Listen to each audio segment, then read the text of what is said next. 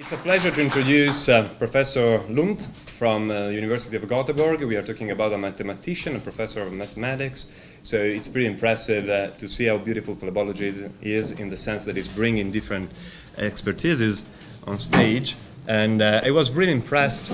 I met him in London, and he was presenting this new device that is attached to an elastic bandage and that is changing the pressure from elastic to inelastic. Quindi abbiamo detto prima la differenza tra un bendaggio elastico e inelastico, abbiamo visto che quello inelastico è meglio, che c'è quella funzione di massaggio.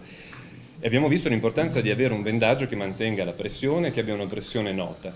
Io l'ho conosciuto a Londra che faceva vedere questo bendaggio che ha una pressione con uno scarto di 5 mm di mercurio e in più ha dei patch che si attaccano e che cambiano le capacità fisiche, diciamo, di questa benda. Per cui da matematico ci racconterà. As a mathematician, you will explain us the science behind this idea. So thank you so much for being with us. No, thank you, Sergio, for having me here. It's a real pleasure to see you all here, and I will, as you say something about this little strange journey for a mathematician to come into this. I just give you a short review of what the basic idea about compression is. And we saw much more detail and insightful with movies, just to recap, and also to say, to also for myself reveal my ignorance. This is how I look at it. And I showed this to Professor Patch a month ago, and he was happy about it. I think it was okay then. Good. So I just wanted you to, I mean, this is a short presentation, but there are two things I would like you to remember afterwards. That one thing is that we need to have interdisciplinary work, and it's really fun, exciting, and it's the future in science, I think. And the other thing is that there is something called Laplace equation, which is a model, and the compression that you put on your patient's legs does not only depend on the tension, but also on the curvature of the leg and the number of layers. That's the whole thing. So those are the two most important things. So just a short recap, we have problems with veins. We saw these nice movies, and that creates increased venous pressure at the lower leg. Will that, of course, also imply increased capillary pressure? And there is an old equation here called Starling's equation, which is a model for how the fluid, the water in this case, then is spread out into the tissue, and it's going to be taken back when the lymphatic system, if that's not overflown. So by looking at this different pressure outside and inside the capillary, you have an outflow of water in the system, and that causes edema. And edema causes in turn problematic energy and oxygen transportation. So you have problems, with the skin because you cannot get into these cells via diffusion. So our very intriguing capillary system is precisely carried out designed to through evolution to transport oxygen and take nutrients to all cells. And this is now disturbed. So you get extra space, which gives you a very hard time to heal wounds. So you have the venous leg ulcers, for example. So, and since the Stone Age, people have used compression. And just to point out what compression can do in this case, this chain of events here, this can improve valve function, as we just saw from Professor Rag here, that you have these valves, and by putting them closer, they can start working again, just physically like that. There's a small picture up there about that. And we can also have this massage effect that was presented by you from Professor Mosti about this massage pumping effect, because that gives you something for the muscles to flex against to increase this pumping on the veins. So that's a kind of different thing. The first thing is a steady pressure. The second thing is more of a dynamic increase of pressure, as we saw on these diagrams. And so if you look at these lines here, we have a pumping effect, and that will decrease this reflux, and that will decrease the increased pressure. So you will stop the first arrow there. And we also have another thing, that you increase the pressure in the between in the outside the capillaries. And if you go into the Stalling equation, exactly this, the PC here. So that means that the flow of the water out in the tissue will diminish. So there are three completely different things here that compression does. So in a lot of science, especially in mathematics, physics, you usually go with an analytic solution to divide things. If you have a complicated thing that you simplify, and you try to divide different reasons and come up with solutions. Okay, so if you can do that, then the edema will diminish and you will have better legs. So today's treatment with, for example, compression treatment here, it's very crucial to have the right pressure. As Professor Mosti then said, that why should this area be the only area in medicine without you having, really measure all the dosage you give your patients? So problems. Okay, there are a lot of problems that you have to rely on the Fingerspitzgefühl, it's a German word for that. You have your fingers, and if you would do it wrongly, that results in really prolonged healing. It could be really worse. It could be causing amputations eventually. So it could be really dangerous, and especially hard if your patient cannot really communicate, because you don't have that oral feedback. And also, some patients are treated by relatives or others that are not medically trained. So this is a challenge and really difficult. And how bad is it? So this is a study from I think 2 years ago by Dr. Protz, who was at dinner yesterday. Oh. She studied over 500 people doing bandages, and there was given a target pressure of 50 to 60 millimeters of mercury. This isn't this. I'm pointing here on this area given there. Yeah, exactly. So that it looks very tiny, but I mean it's like 20% increase from 50 to 60. So it's really it's big target in any other sense, but the spread, as you see, is very high. So she divided into a group that is over 60 and below 50. And totally, there is a big division between the highest value that was measured, really high, about more than 140 millimeters of mercury, and down to almost nothing. So that is what you see in reality today, and it's a really high variance. So she concluded that only 10% was able to reach this target pressure, and that is by trained nurses. Sorry, just interrupt. Yeah, lo state seguendo, quindi lui sta dicendo che il 10% soltanto è applicato alla giusta, è un dato enorme. Ok. Okay, grazie. Grazie. So we have a situation here that I just tried to make a picture of, that we know that no pressure doesn't do anything. It doesn't do anything good, right? It's zero value. And high pressure can be really dangerous. I mean, down here you have to chop off your foot or leg. So, but also we know since centuries or millennia that there is some positive thing about compression, and we saw also some reasons why that is. So there is a dark place here where there should be some local maximum, because we know that it's zero here and it's a really negative. At some point that we should aim for something, and if we can find that, the next thing is that how can we decide and to get a treatment that give you exactly that. So that's the quantified pressure treatment. And as you mentioned before, that this is like a blind. You mentioned that you have antibiotics, for example, yeah. And here I have a syringe of morphine. So you wouldn't tell your nurses or anyone to give this patient some morphine. How much? Well, yeah, not too much, not little. In a couple of years you will learn. So you don't do that with medicine. So we would like to have a quantified dosage as well. And the thing that we are resting on is the Laplace law, which is not, it's not a law in that sense of a natural law. It's a model that is called the Laplace law. So it's a model, and therefore it's a simplification, but it's really useful. And it's the best thing I think we can work with right now. It was created a long time ago, 1805, and it looks like that in formulas, which is then translated into language, for example, in Italian language. So the pressure equals the tension, okay, And then I said not only tension, so I have a bandage here with me, and also the number of layers that you add.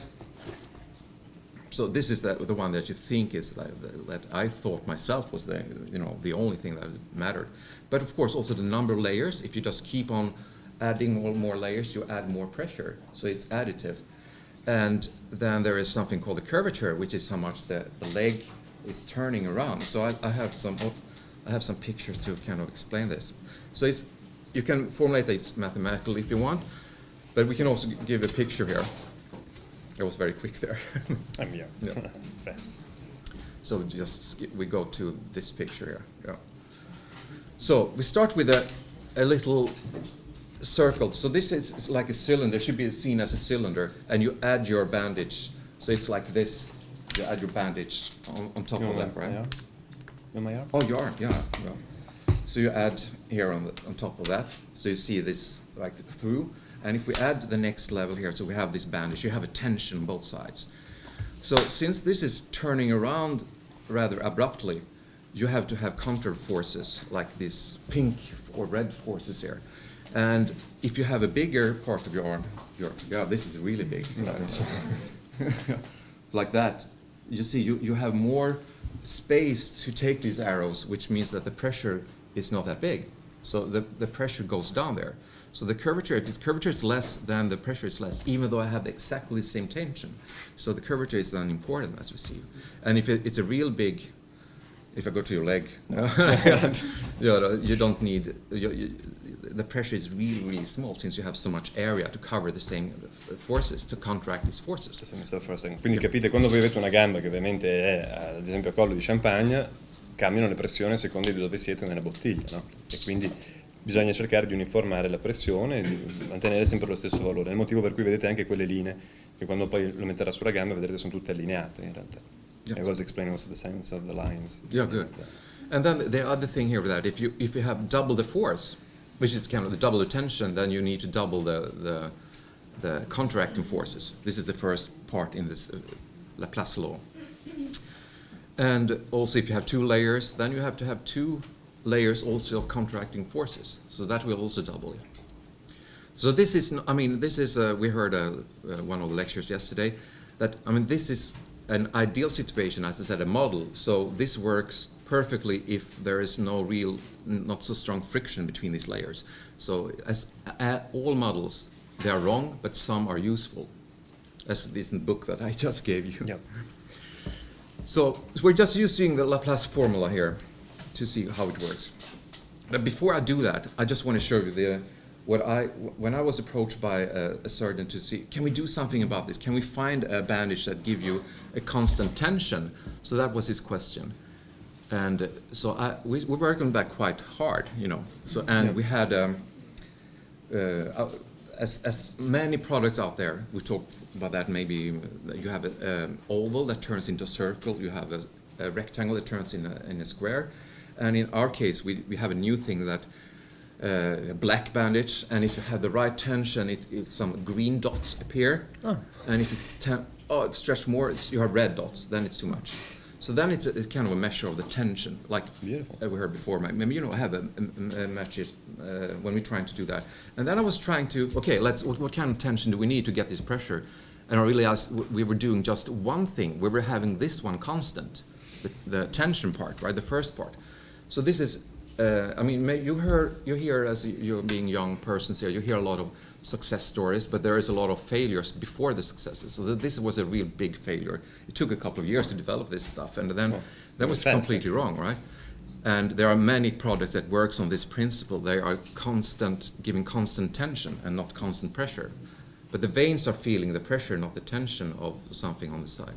So what happened was that I was depressed for 2 weeks, since we're doing the wrong thing, and I was looking at this. Well, we can control the tension. We can control the layers by having a longitudinal line here. So if we turn it around the leg, we can aim for the next turn with this line like that. And what about the curvature? So that was the hard part, because how can you? It's hard even to measure the curvature, with a measuring tape. So the idea was to use this as guide that you have lines vertical lines that you aim for the next turn to align, so you will have a completely line along the leg there. So that will give you a well-defined way to add this bandage. And it means that up here, when you have on the calf, you will have to stretch more to get around. Is that right? Yeah.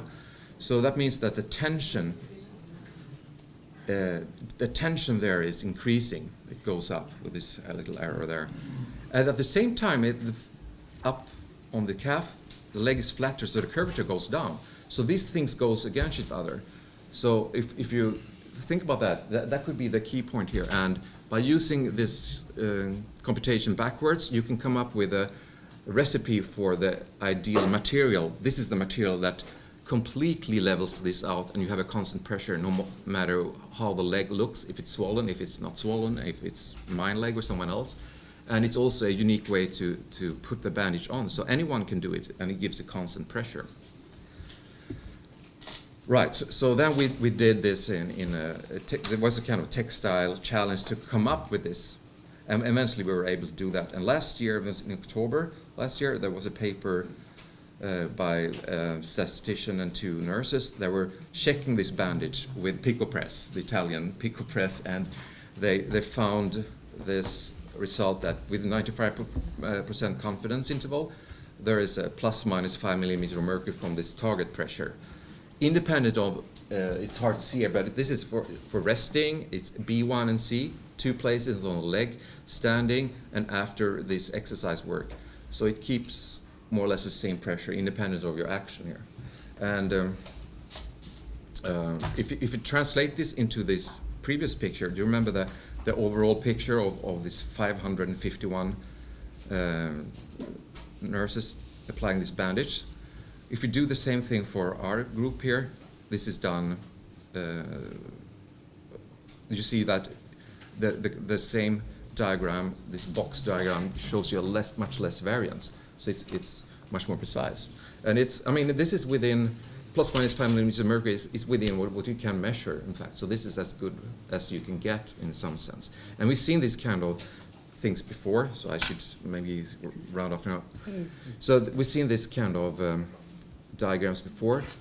This, if you feel this, it's really, you know it, but you can feel it later here, or you can do one. I do.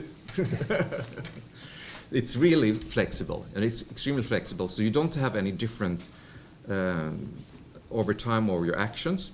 So the idea here was to separate the constant baseline pressure from the static one. So the next layer will be the static, the stiffness, if you wish. So the challenge here was to add stiffness without adding extra pressure. So by using that one, you get 20 millimeters of mercury, plus 5 and minus a few millimeters of mercury. And these patches, you just put them on the bandage afterwards, and they're made so you can put them in your hand. So you don't add, you cannot really, or you can if you really try to, but you're not invited to stretch this. You're putting them on with 0 additional pressure, but it gives you a real stiff second layer, like we have in the right picture there. Low elastic model. Yeah, these are really stiff. Yeah, so so you create this stiffness, and we can, if we do that, you see you put them on like that, and there is a front strip here as well. I'll show you in a second why we need that. This front one here is to modulate that later. This front strip. This is put on here at the end. Okay, let's go to the example here. So this is the same thing with this stiffness added, and you have these spikes that you really want to have the massage effect.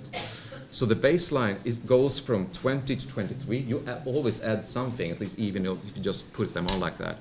But it's very little. So you have a controlled baseline, and you have these spikes that you want when you do this work. Sure Quindi vi ricordate la curva che vi ho fatto vedere prima sugli indici statici e dinamici di stiffness? Vi ricordate la pressione bassa? Vedete che però qua l'effetto di massaggio dato dal stato dinamico ma rigido poi del bendaggio, che diventa come il bendaggio rigido per l'appunto, porta poi delle pressioni ancora più alte di lavoro, quindi riesce ad avere un po' tutte e due le caratteristiche positive, eliminando quelle invece più fastidiose del bendaggio.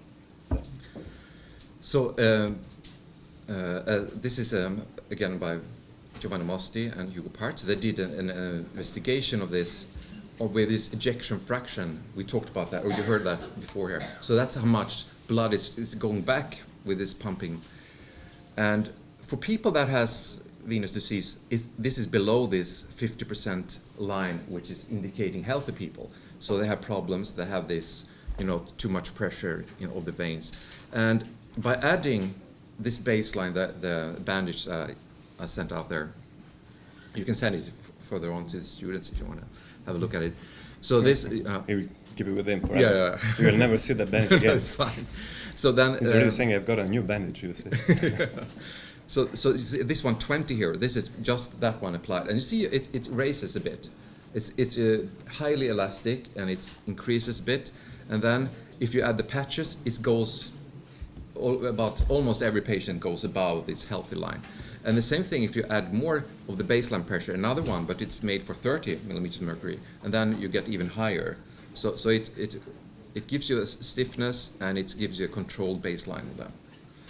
And finally, one thing, it's constant over time, because we see on stiff bandages, they loses a lot of compression after just a few hours. Maybe after 2-3 hours, it's only half the pressure that's begun with. And that's two reasons. That first one is that, when you have a bandage like that stiff, that you move around and you get relaxed a bit by just replacing itself. And eventually it will also, the leg will get less swollen because it works. Because you have this stiffness, which make the venous blood go up, and you will have a less swollen leg. And therefore you have a shell that is stiff and underneath a leg that is smaller than it was originally, and you loses almost everything. And in this case, we have this, opening in the beginning. So the patient here, or the healthy person that tried this, she started in the morning, and you see at night it had lost its pressure due to the fact that it worked. And in the morning again, she opened this up, on the top of the leg, and just did like that, open up and put it back again, and and then you could have a stiff bandage, and it goes on like that for a whole week, and it doesn't lose this efficiency. And also the baseline is the same here, 20.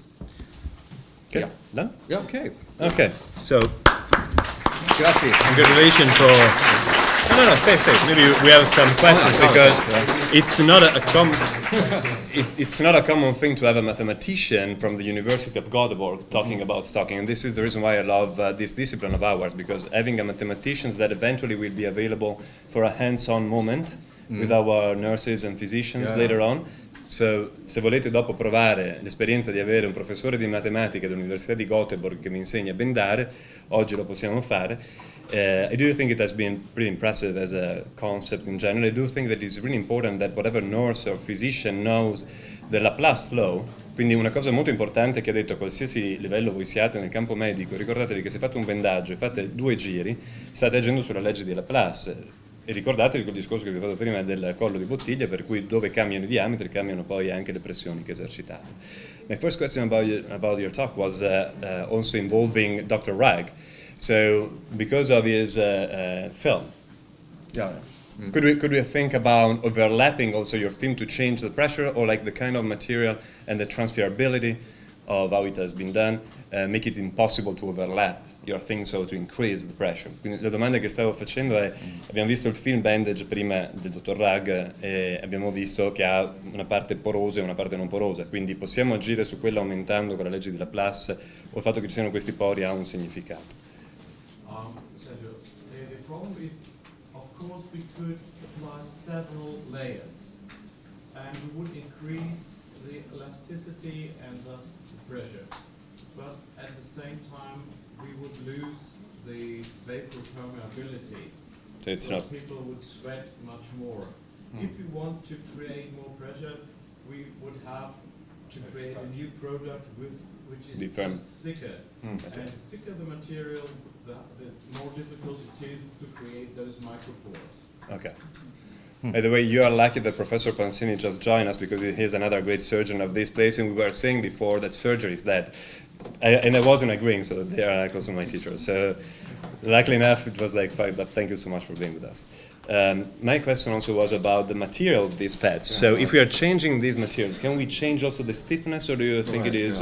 exactly. So a next step, could that be the one? Or? Yes. I mean, the great challenge of this bandage and the complication, like two camps, elastic versus stiff bandages, is you need both, I think. I mean, you need both, and the way is to separate them and in the same product. So you can add first a baseline, and that is independent of the leg, more or less, and that is extremely elastic.